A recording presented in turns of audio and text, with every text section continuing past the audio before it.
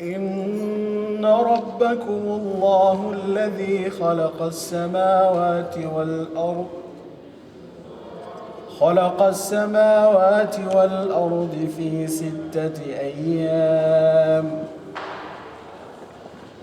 ستة أيام ثم استوى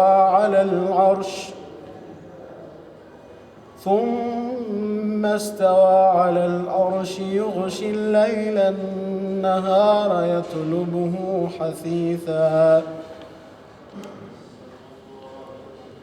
والشمس والقمر والنجوم مسخرات بأمره ألا له الخلق والأمر تبارك الله رب العالمين ادعوا ربكم تضرعا وخفية إنه لا يحب المعتدين ولا تفسدوا في الأرض بعد إصلاحها وادعوه خوفا وطمعا إن رحمة الله قريب من المحسنين وهو الذي يرسل الرياح بشرا بين يدي رحمته حتى إذا أقلت سحابا ثقالا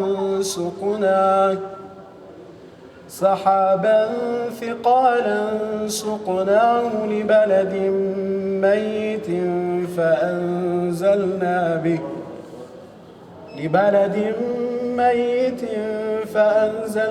به الماء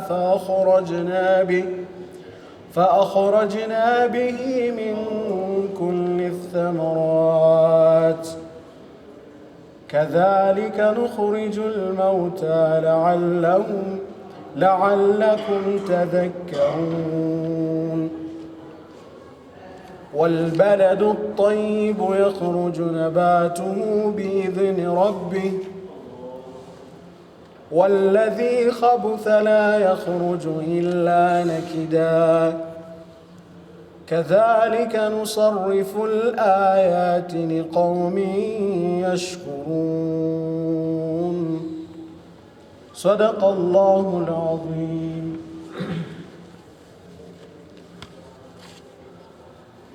أعوذ بالله من الشيطان الرجيم. بسم الله الرحمن الرحيم.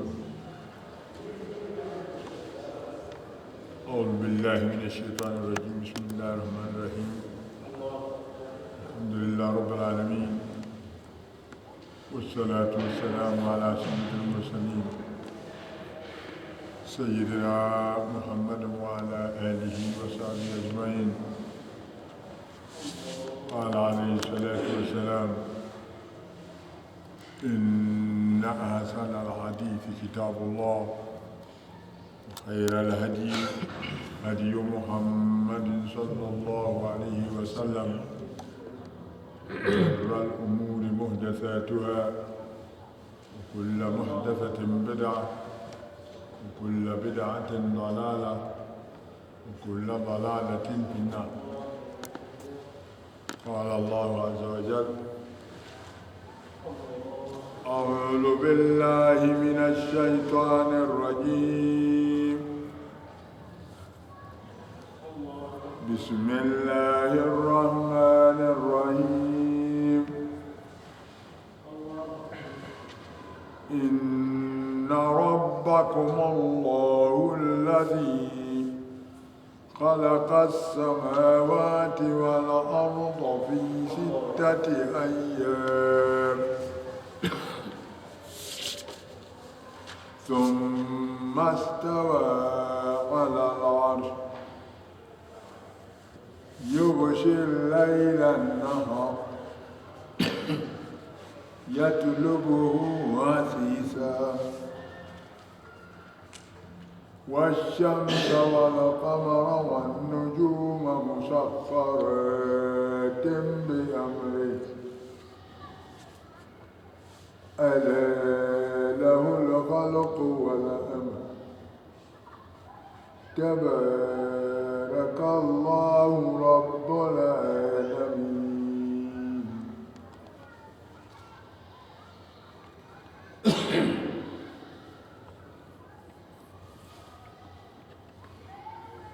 بسم الله الرحمن الرحيم.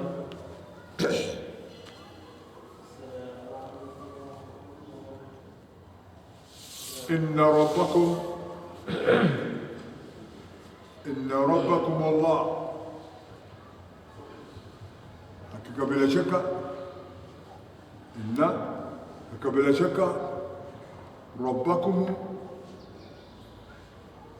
muumba wenu, mola muumba wenu Allah ni yeye mwenye kuabudiwa kwa haki. Ye Allah miongoni mwa sifa zake muumba, alladhi khalaqa as-samawati wal ardh, miongoni mwa sifa zake muumba ndiye aliyeumba mbingu na ardhi fi 6 ayyam, katika muda ya zama siku 6. Watakapotaka kujua au wenye kupenda kuhesabu mambo na kujua ni lini na wakati gani, ilipokuwa kiumba mbingu jua halijaumbwa, ilipokuwa kiumba mbingu mwezi haujaumbwa, tunaambia 6 ayyam, katika muda ya siku 6. Thumma stawa ala al-arsh, kisha akakusudia Mwenyezi Mungu juu ya arsh, katika enzi yake. Ya Mwenyezi Mungu ameumba hayo yote yaonekanwe alama ya uwezo wake, alama ya kudra yake, alama ya upweke wake.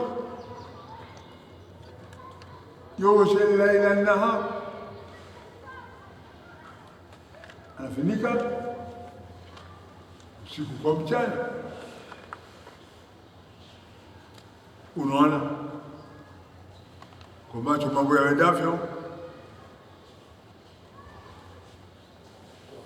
Mchana huenda kutoweka, usiku waingia. Huo mpangilio ni mpangilio wake Mwenyezi Mungu. Huo uwezo ni uwezo wake Mwenyezi Mungu.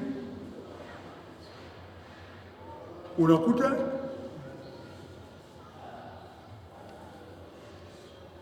kila moja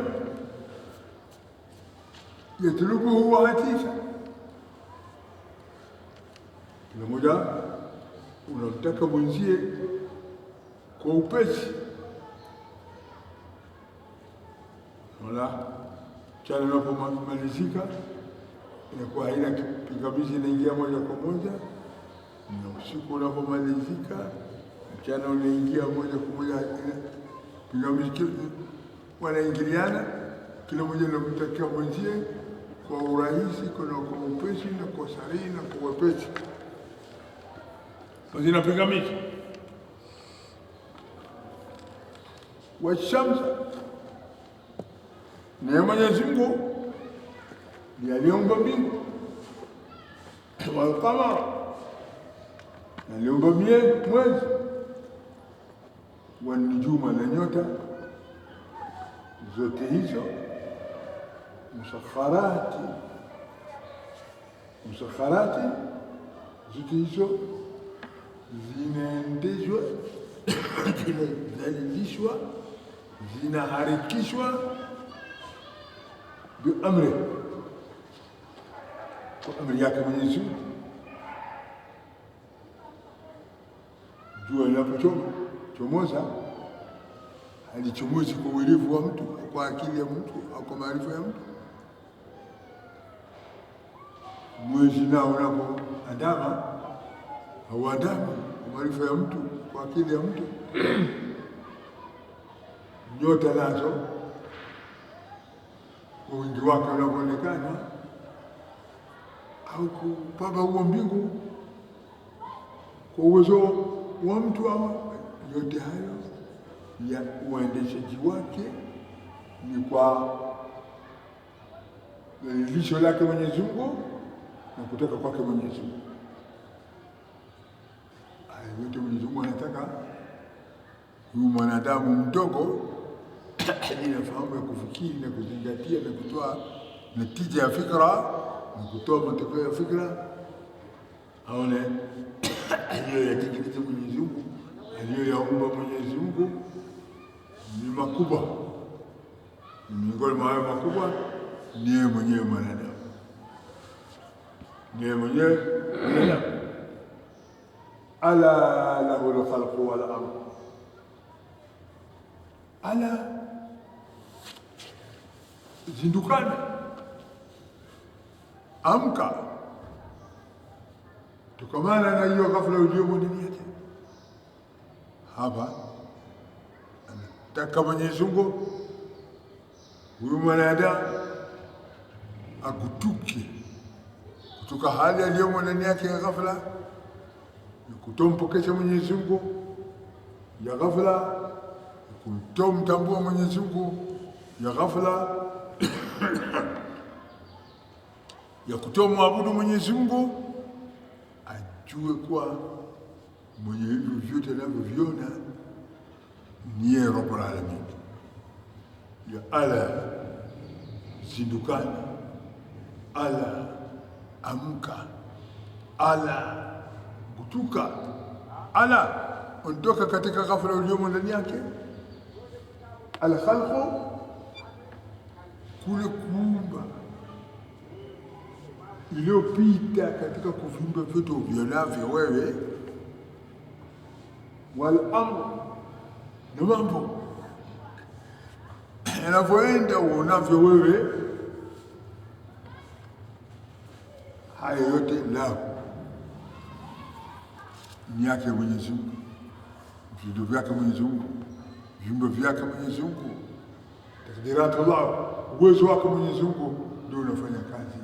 Unaona mambo yanaenda duniani kama ulivyoikuta dunia, ikukuta hapa, bali wewe ndio ulikuta dunia hapa.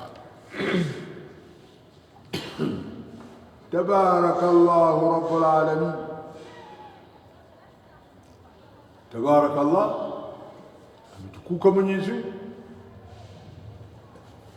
Tabarakallah, ametukuka Mwenyezi Mungu, amezidi kheri yake Mwenyezi Mungu imezidi. Nani Rabbul Alamin, mola wa viumbe vyote.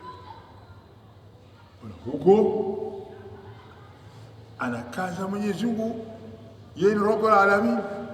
Ala lahu al-khalq, ala lahu al-khalq, anakuwa mwanzo kulati inna rabbakum Allah. Yote inaonyesha kwa yeye muumba wetu yeye ni Allah. Zikiwa muumba yeye ni Allah, mzawi Allah akbar kulli kabir, ya Allah amekuwa mkubwa wa kila aliye mkubwa. Kwa hivyo anastahili Allah mheshimiwa, waabudiwa, kupokeshwa na kufuatwa amri yake. Tabarakallah, kuka Mwenyezi Mungu nizidi kheri yake Mwenyezi Mungu.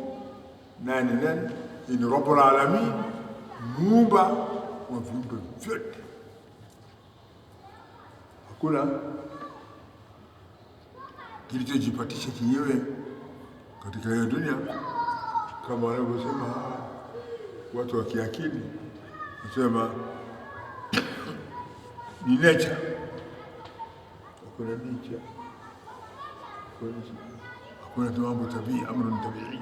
La, amri hii yote Mungu wake nani? Yeye Mwenyezi Mungu.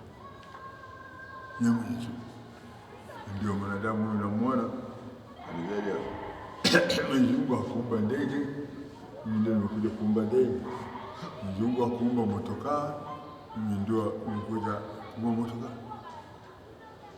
Lakini materials alat ulizoziumba kwa hiyo ndege, ulizozitengenezea kwa hiyo ndege na motokaa, ulizipata wapi zako wewe? Ulizitoa wapi? Ndio Allahu khalaqakum wama ta'malun. Allahu khalaqakum wama ta'malun. Yeye Mwenyezi Mungu ndiye aliyewaumba ndio vyote hivi mfanyavyo. Ndio ameviumba. Yani materials zote ni zake, mada zote ni zake. Una lako jambo wewe ni wake, na hayo leo tumia kutengeneza ukasema ni vyako kujinasibishia vitu yake Mwenyezi Mungu.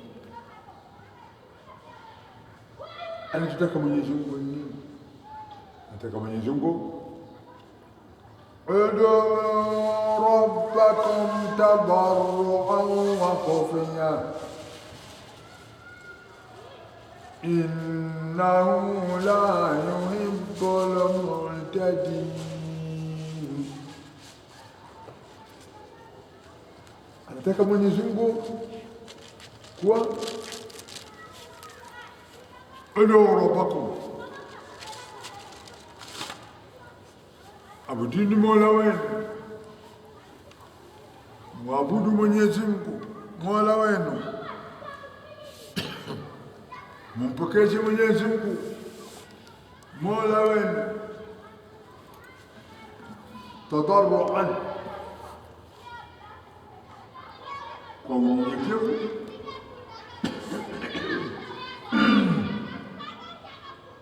unyenyekevu na kwa kudhihirisha unyenyekevu wa nafsi na kudhalilika kwake.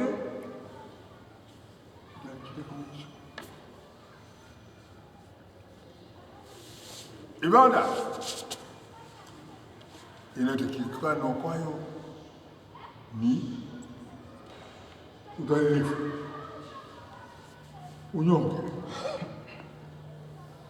Inatakikana katika ibada unaonekana umedhalilika, sakina imepatikana katika hali yako, tumanina imepatikana katika hali yako, na tadarru, unyenyekevu imepatikana katika hali yako.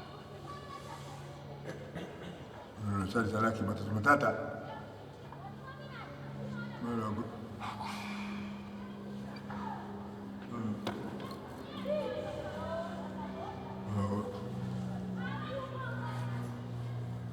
sala ila kusudi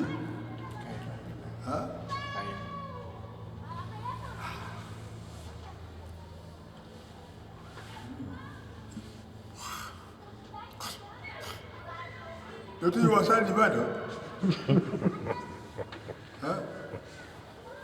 mara kuna mara kidogo tazama kidogo kuliani kidogo kusoteli mara tazama juu kushua bana hiyo sana utulivu tumanini na sakina hapo anataka Mwenyezi Mungu ataka ndio wako mwabudini Mola wenu kesho Mola wenu tadarwa katika hali ya unyenyekevu na udhalilifu ionekane katika msimamo. Inakalo katika nini? Katika msimamo wenu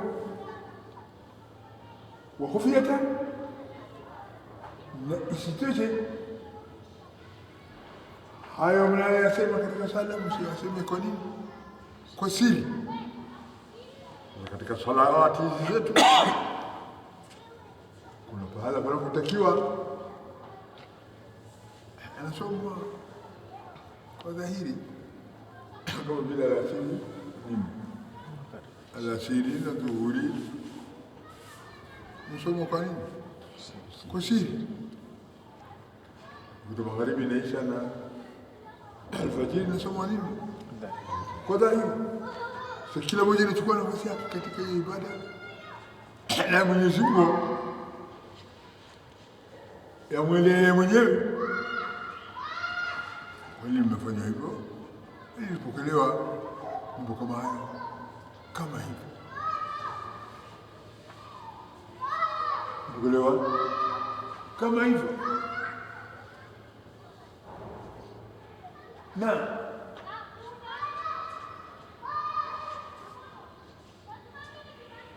yaliyoko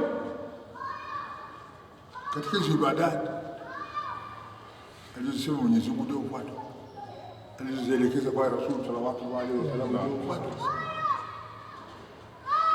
Khufiyatan na kwa siri, tunapotakiwa kusoma kwa siri, msome kwa siri, paombe kwa siri, muombe kwa nini? Kwa siri. Innahu la yuhibbu al-mu'tadin. Katika ya Mwenyezi Mungu hapendi warukao mpaka. Hapendi warukao nini? Mpaka. Utakuta mkao mpaka ndio usoma adhuhuri akasoma kwa sauti tu. Kuna mtu jana kwa kuuliza yeye mwenyewe kutoa kwa sauti ndio ubaya wake nini? Inaharibu kitu gani? Ubaya wake nini? Inaharibu kitu gani? Sijui ubaya wake inaharibu nini, sijui, lakini al-amru sunnatu muttawa. Hayo mambo tunafuata sababu yake, anajua Mtume. Lao angelikuwa kumuulize atajua kwa nini, sababu yake nini. Kwa sababu kama sababu inaweza kukupa kitu, inaweza kukuongezea kitu katika ibada, ni Mtume ndiye kuambia labda utafaidika kwa hiyo sababu.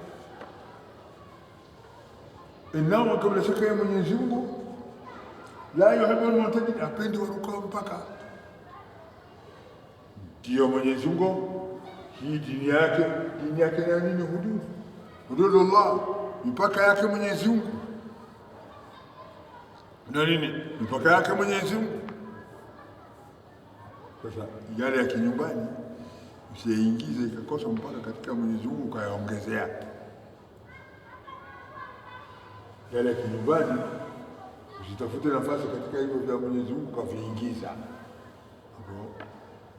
hapo umeharibu. Umeingiza katika pahala kitu ambacho hakitakikani.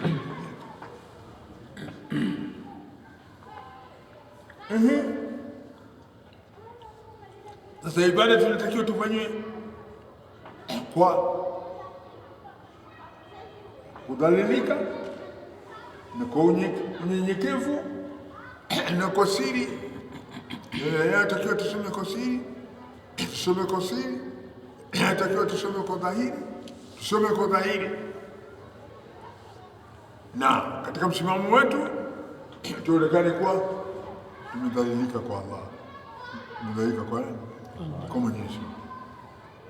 Afwan Ustaz. Sasa katika huku kujinyenyekeza, pengine ukiswali na njaa utakuwa pia unaswali unataka kama ambayo hutaki, miayo imezidi, saa ingine imamu yuko kwenye rukuu, hata ndo bado ndo wenda kiunyonge ile kinjanja. Sasa inataka mtu ale tu kiasi tu cha kwamba apate nguvu ya kusali yani. Njaa ina matatizo yake bwana. Njaa ina shida yake. Njaa ina hukumu yake. Na hayo yote dini inakwambia weke mbali. Hiyo sala hii kinachotakiwa kwayo, sallu kama raaitumuni usalli. Rasul sallallahu alaihi wasallam salini kama mnavyoniona mimi nikiswali. Sasa mimi Rasul nilikuwa na sala ya njaa kama usabavyo wewe. Nilikuwa na sala ya unyongo kama usabavyo wewe. Nilikuwa na sala ambayo nitakuwa naregea. Hakuna. Sasa katika hiyo sala jikaze. Fuata kusali kama Mtume alivyokuwa. Usitake kwa sababu mimi nina njaa, wacha nijiregeze. Nilegeze mwendo. Hakuna na sala ndio hai. Ile sala iliyosimamishwa kwa uchangamfu. Ni sharti. Ile sala iliyoendelea ni sharti. Kisha ushindwapo katika sala kwa sababu ya njaa, huyo aliyokunyima kula anajua. Wewe usibonyeze nafsi yako kabisa tena, maadamu Mwenyezi Mungu amenikataza, basi mimi nitaregea kabisa, hata nikianguka chini potelea mbali. Potelea mbali. Mara nyingine nilikuwa nikamwambia nikuja bwana hapa ya habari ya njaa.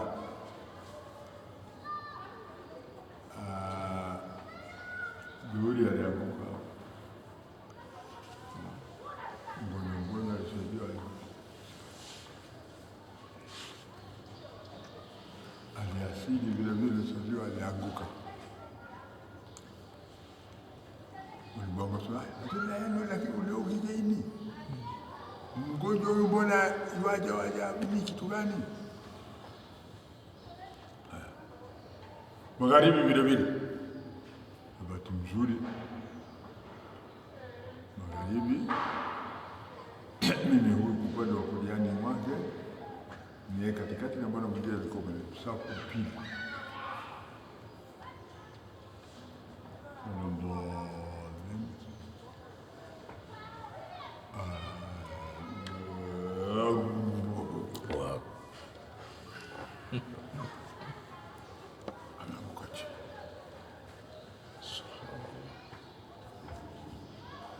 Anguka chini. Wangura. Mimi katika sala huko angusha.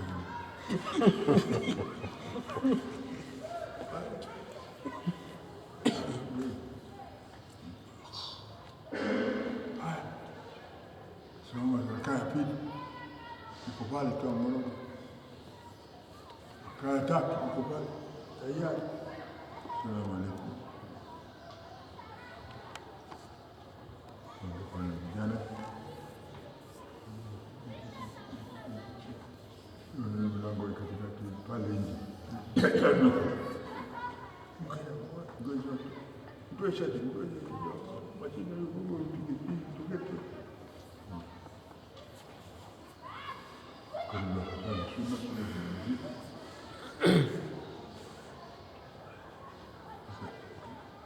Mama yotokea lakini ukimjina kati ya macho uone.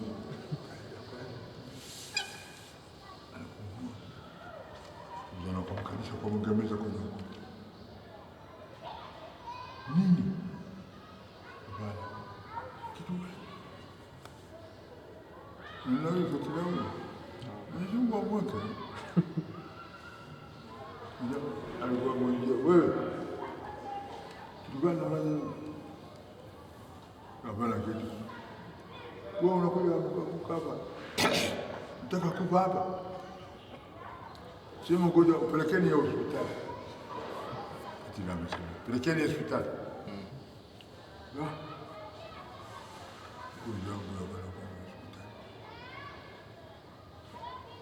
Ugonjwa wako nini?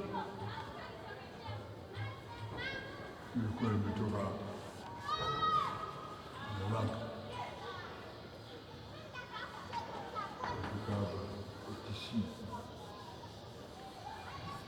Asubuhi nikaenda pale hotelini. Nikanywa chai. Mkate. Nikarudi kwenye hiyo vibao vya kukaa kwa mwili basi kwenda Kitale.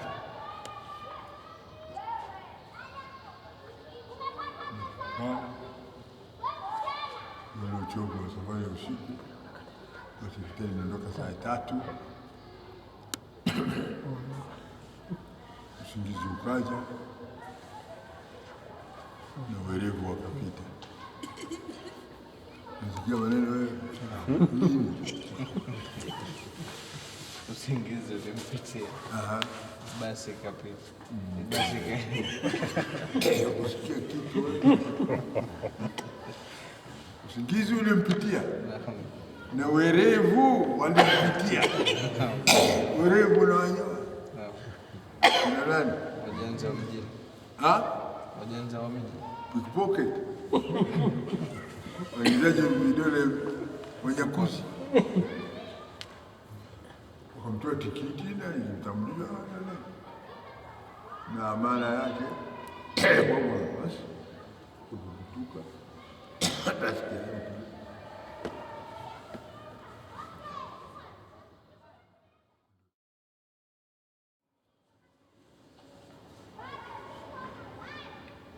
ولا تفسدوا في الأرض بعد إصلاحها.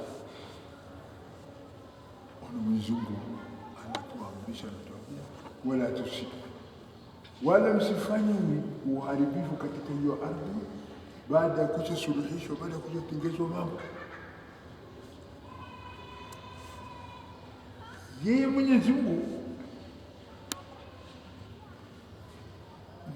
amekuja suluhisha mambo, anataka yeye peke yake ndio aabudiwe. Uharibifu wenyewe ukaja ukalili yako nyingine unataka kumshirikisha naye Mwenyezi Mungu, huo ndio uharibifu. Uharibifu mkubwa, uharibifu ule shirki. Kuambia Mwenyezi Mungu unipokeshe mimi peke yangu, ukaacha kumpokesha Mwenyezi Mungu, nuko ya Mwenyezi Mungu haiji kwa haraka, haiji kwa upesi. Unataka ya mashaitani ndio inakuja kwako kwa upesi. Tayari unafanya ufisidifu juu ya hiyo ardhi, unafanya uharibifu juu ya hiyo ardhi, wala tusidifu la. Nikataza Mwenyezi Mungu kufanya ufisidifu juu ya hiyo ardhi baada ya kushatengezwa, baada ya kushasuluhishwa mambo. Ushirikina msifanye, uasi msifanye, baada ya kuja kwenu Mtume Muhammad sallallahu alaihi wasallam, hali ya hayati wa murshidun ila tariqi mustaqim, mwongozaji anaongoza katika njia nyoka. Hamna nyinyi udhuru ya kuwa ninyi mmepotea, kwa kuwa mwongozi yuko, mumfuate. Sawa? Sasa kazi ya mtu Muislamu duniani hapa ni nini? Mjua wala tufsidu fil ardh, daima mchana kutwa msifanye ufisidifu juu ya hiyo ardhi, usiku kucha msifanye ufisidifu juu ya hiyo ardhi. Hiyo ndio kazi. Sawa? Mwachane na ushirikina, mwachane na maasi, mwachane na kula haramu, mrugura, rushwa, hongo,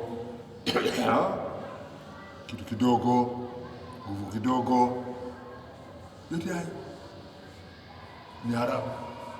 Na dunia imejaa balaa mzima. Haramu hii sasa ndio kitikisiko kinachotikisa nini dunia. Hayaendi mambo sasa mambo yako hayatafanyika mpaka utoe rushwa. Mungu yako wewe umeshatoa rushwa au watu? Umeshatoa mingi. Ndio haramu.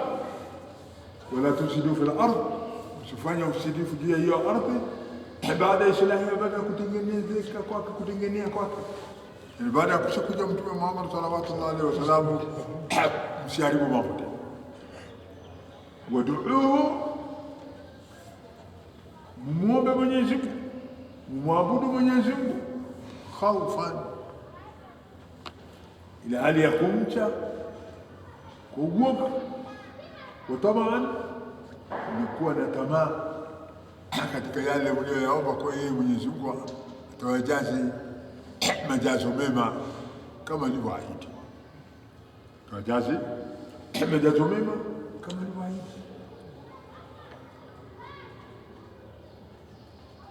Kumwogopa Mwenyezi Mungu. Mwenyezi Mungu huogopwa namna gani? Unakuta leo simba anaogopwa sana kushinda Mwenyezi Mungu. Wacha simba, fisi, murugoi, nyang'au anaogopa kushinda Mwenyezi Mungu.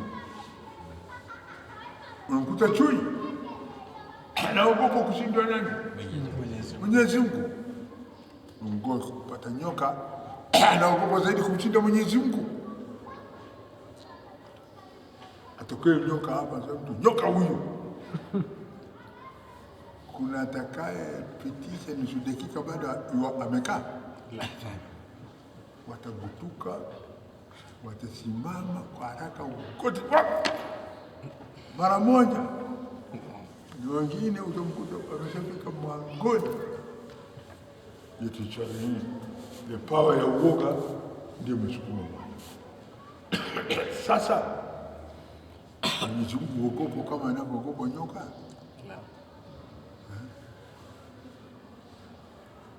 Mwenyezi Mungu huogopa kama anavyoogopa simba au anavyoogopa chui? La. Kumcha Mwenyezi Mungu na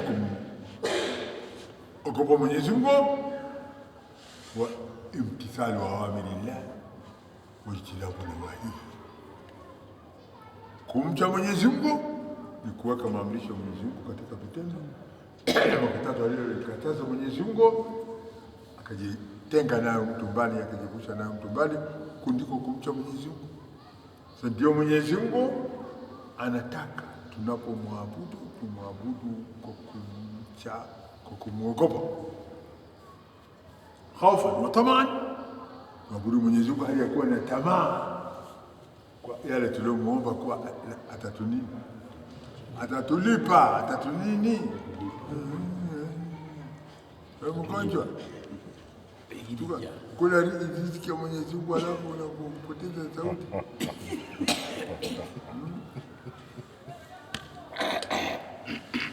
Watamaa, inna rahmatallahi qaribun minal muhsinin. Bila shaka rehema zake Mwenyezi Mungu ni karibu na wale waja wenye kutenda vitendo vizuri. Rehema zake Mwenyezi Mungu karibu na wale waja wenye kutenda vitendo vizuri. Kuna shida hapa. Wakati mwingine unaona au unasikia katika mirabu kitu hapa, assalamu alaikum warahmatullahi wabarakatuh.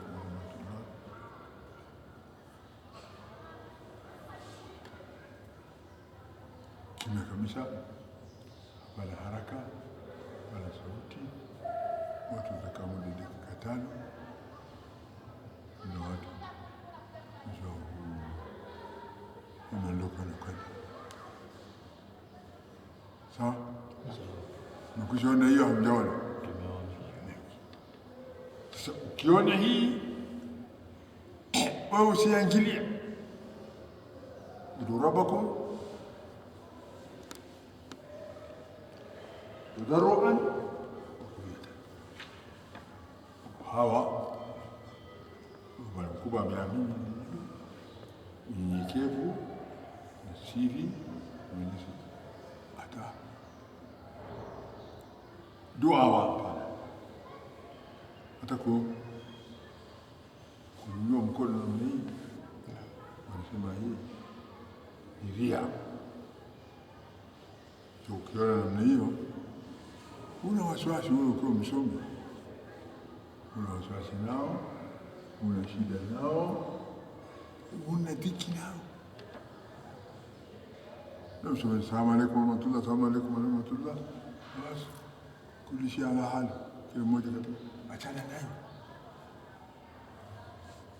Usitake baadaye baada salamu, mbona hukusoma hii, mbona hukusoma hii, mbona hukufanya hivyo, mbona hiyo ina nini? Haita kufaidi kitu. Kitakacho kufaidi kitu soma.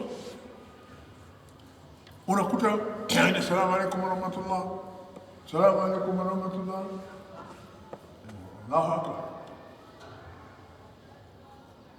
la ilaha illa Allah اللهم يا مانع المعتق ولا موت لنا ولا رد لما قبل اللهم انت السلام ومنك السلام لا اله الا الله ولا شريك له. Anasoma vitu kama hivi, anasoma hizi zilizoandikwa kwa hiyo juzi, anasoma hizo. Sasa lipi ni lipi? Yule anafanya ile yake ni ibada, sawa? Na yule unafanya hiyo ni ibada. Inna rahmatullah karibu na mslimu, Mwenyezi Mungu rehema zake ziko karibu na wenye kutenda vizuri. Sasa nyinyi mwachane kukana kama hayo ni kusalimiwa nini amri anafanya hivyo, acha mtoa sauti Mungu yamo vitabuni vitabu. Matatizo yako, matatizo iliyomo ndani yake. Sikio mimi si ombi nionyeshe mkono juu, nataka wewe uje upande wangu usionyeshe mkono juu.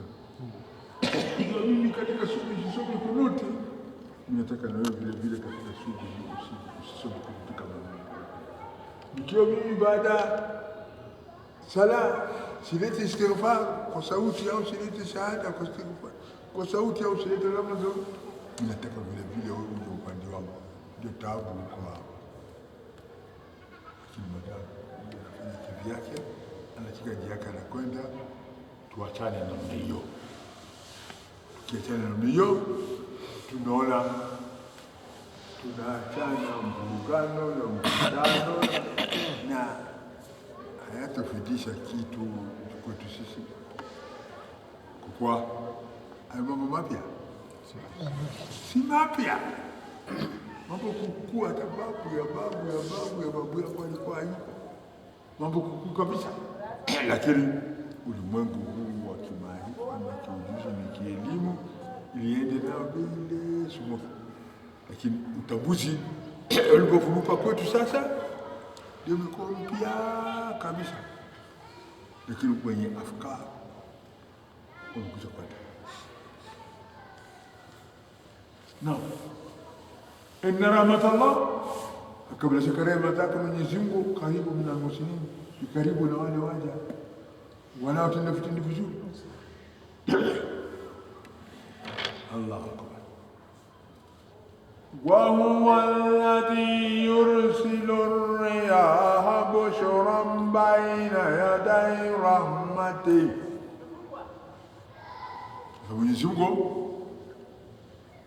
anatuelekeza upande wa pepo hii methodological. Bwana mwingine kwa jana usiku akizungumza hapa habari ya science, usiku sijui baada ya asubuhi hapa naisha habari ya science biology na nini. Je, والذي Yeye Mwenyezi Mungu ndiye mja ambaye yeye Mwenyezi Mungu ndiye Mola ambaye yusilu riya.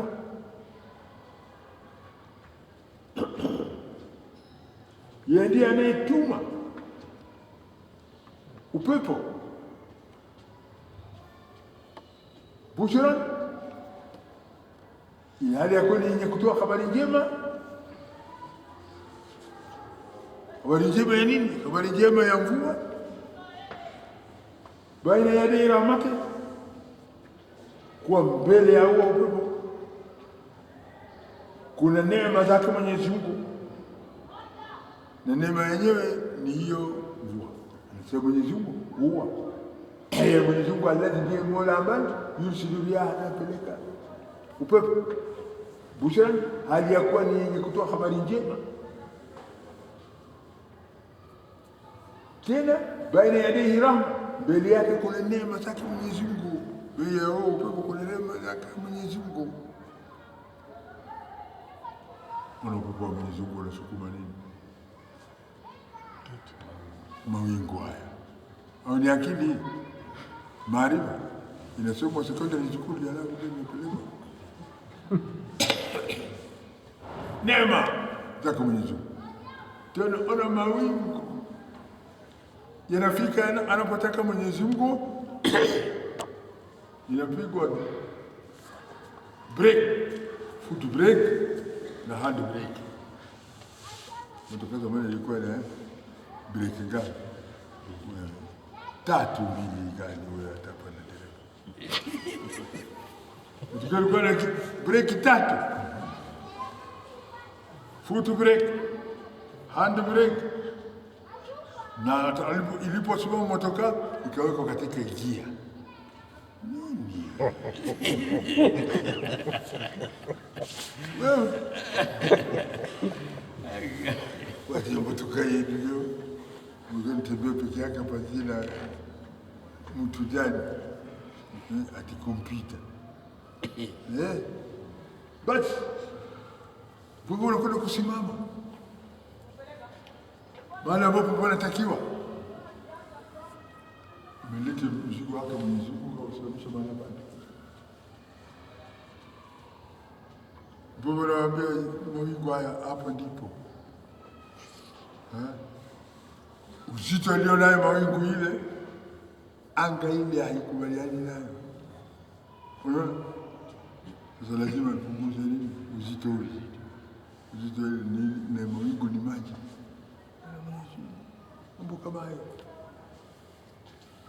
Huwa yeye Mwenyezi Mungu alladhi ndiye Mola ambaye yusilu riyaha, anayetuma upepo bushra, na hali ya kuwa ni habari njema baina ya yadai rahmati, tena mbele ya hiyo upepo kuna rehema na neema zake Mwenyezi Mungu, yani hiyo mvua. Hata idha aqallat sahaban thiqalan, mpaka idha aqallat, ikishabeba huo upepo sahaban thiqalan, mawingu mazito, ikafika nayo atakapo yeye Mwenyezi Mungu, sahaban thiqalan, mawingu mazito, suqnahu libaladin mayyit, tunanyesheleza hiyo mvua katika ardhi iliyokuwa kavu. Suqnahu libaladin mayyit, tunateremsha hiyo mvua katika ardhi iliyo nini? Iliyo kavu. Ndio hapo tunaona Mwenyezi Mungu kila wakati yuko katika nini?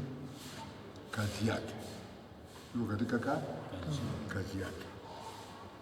Mvua ilikosekana hapa, siku ya alikuwa hamjazaliwa. Mnamjua mzungu mmoja alikuwa akiitwa Makenzi. Hamjui, hamjazaliwa bado. Alianguka na ndege hapa.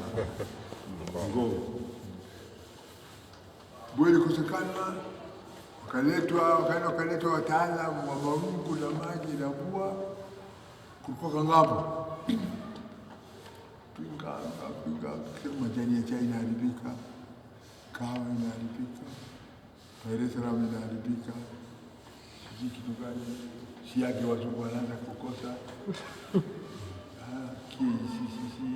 inakosa chizi. Alikuwa kwa wataalamu wakaja, kalete mtulete kutengeneza mawingu, kalete chemical fulani ndege alikuwa akizunguka hiyo jumani, ndio alikuwa amekusudia. Haya, Mwenyezi Mungu aliwawezesha wakatengeneza artificial mawingu bandia katengenezwa. Haya, tupo nayo kusomesha ile mawingu wa maganda wakalete kipasudio cha hicho mawingu, kalete nakubana na ndege kuwajua kaweka we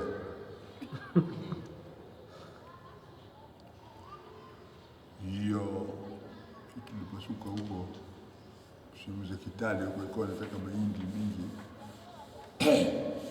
kilicho hii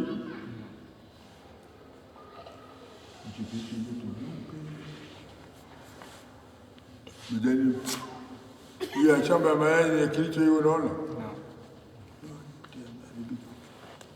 hiyo kitu imekuja mpaka Kiambu.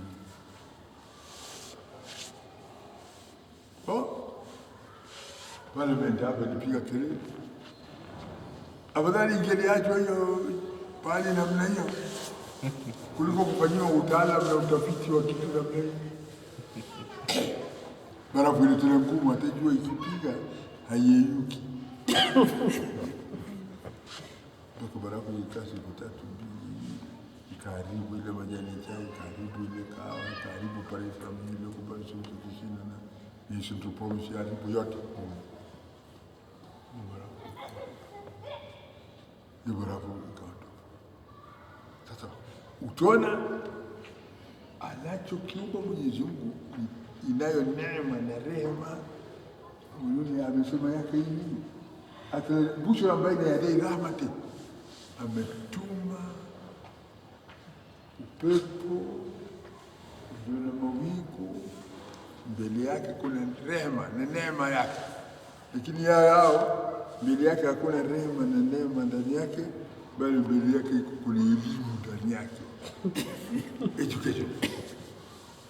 Sasa kuna elimu, matokeo ya elimu wamepata, lakini hasara ya Mwenyezi Mungu anasema mbele ya hiyo yake ilikuwa na neema.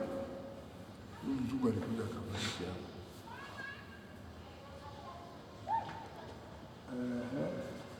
bas hata idha khala sahaban thaqala, mpaka vikusanya mawingu ikakusanya upepo uliokusanya mawingu kapeleka mpaka nchi ambayo tunataka inyeshe mahala pale. Akala sahaban thaqala, kabeba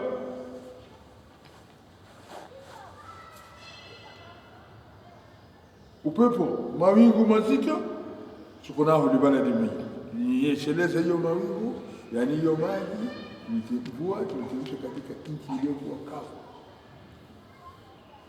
Faanzalna bihi alma, tukateremsha katika hiyo nchi maji. Fakharajna bihi min kulli thamarat, tukaotesha bihi kwa hiyo maji min kulli thamarat, matunda yote yanayotakikana na wanadamu, yaliyo na manufaa na wanadamu. Kadhalika nukhrijul mauta, kama tunavyootesha mimea baada ya kukauka ardhi ikakosa cha kuimemesha mimea, kama tunavyootesha mimea kwa mvua, mautu wafu wote tutawafuisha na Mungu. Sasa ni kupinga kuwa hakuna nini, hakuna kufufuliwa, wakae wakijua na wakiuelewa kuwa kuna kufufuliwa, kuna hisabu, kuna jaza, kuna nar, kuna iqab, ipo. Kadhalika ndio Mwenyezi Mungu asema, kama mlivyoona tunatoa matunda kutokamana na hiyo maji tunayonyesheleza, kama hiyo vile vile nukhrijul mauta, tutawatoa hao wafu makaburini mwao. Hayo tumeyaleta la'allakum tadhakkarun, ili nyinyi mpate kuzingatia, mpate kufikiria, mpate kuwaidhika. Na hii aya kwa hadha al-maana kathirun fi al-Qur'an, yadribu Allahu al-mathal liyawm al-qiyamah biihya'i al-ardi ba'da. Mfano kama huu, mfano kuonyesha kwa kiyama upo, na Mwenyezi Mungu anaupigilia mfano mara nyingi katika namna ya kuisha hii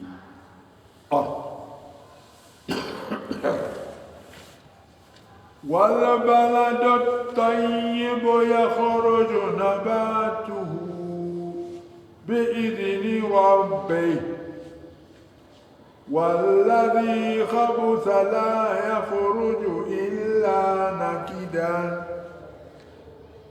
kadhalika nusarrifu al-ayati liqaumin yashkurun.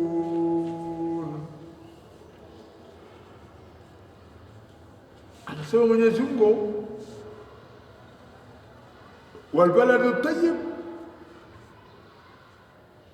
na nchi iliyo nzuri au ardhi iliyo nzuri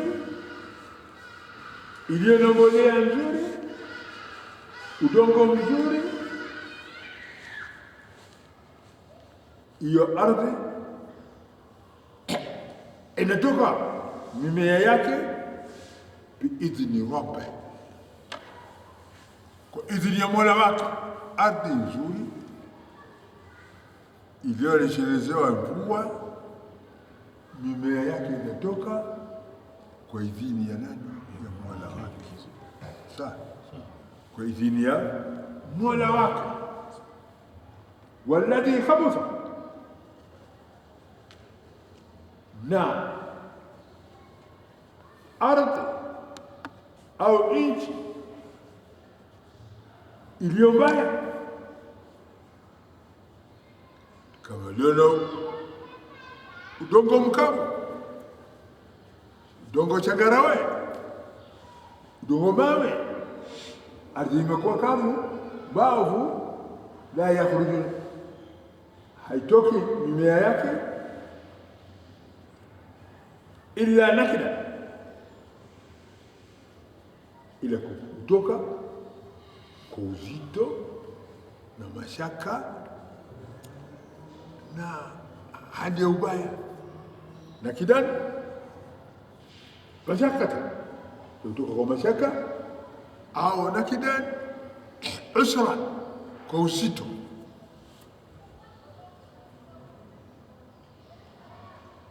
Namna hivyo vile vile mja muumini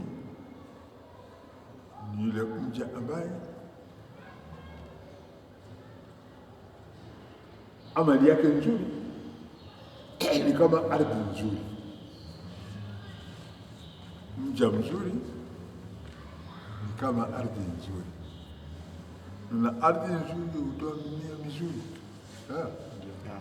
Sasa mtu muumini, mtu mzuri hutenda vitendo vizuri. Sasa na vizuri vituo vyake ni nyoyo. Vizuri vituo vyake ni nini? Sasa yale iliyomo ndani ya nyoyo hatujuani.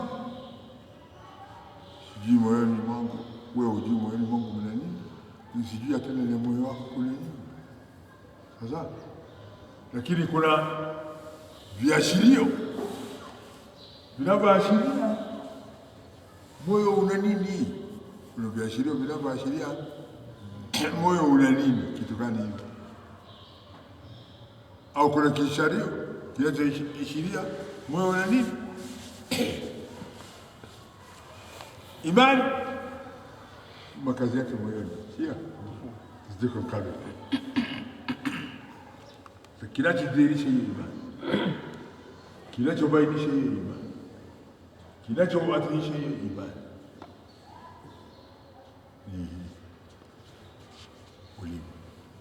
Anasema nini? Innal kalama la fil fuadi wa innama ju'ila al-lisanu ala al-fuadi dalila. Maneno yote yamo moyoni mwangu au mwako au mwetu, hakuna jua ila wewe na Mola wako. Sasa lakini kitakacho nijulisha mimi ni nani? Ulimi wako. Kitakacho kukujulisha wewe ni nani? Ulimi wako. Kitakacho tujulisha sisi ni kina nani? Ni ulimi wetu. Ndio innal kalama la fil fuadi. Maneno yote yamo moyoni. Wa innama ju'ila al-lisanu, imewekwa hiyo ulimi ala al-fuadi dalili. Ndio inadalilisha, inaonyesha moyo una nini. Unaona chupa chupa ya mafuta taa au chupa ya kusikoli, usikie chupa ya mafuta taa ukimimina, utamimina asali, utamimina mafuta taa, kuko ndicho kilichomo. Ile chupa ya kusikoli ukimimina, ile asali ndio mwanene kidogo. Inasema wakullu ina'in yandahu bima fihi, kila chombo kina mwaya kilichomo.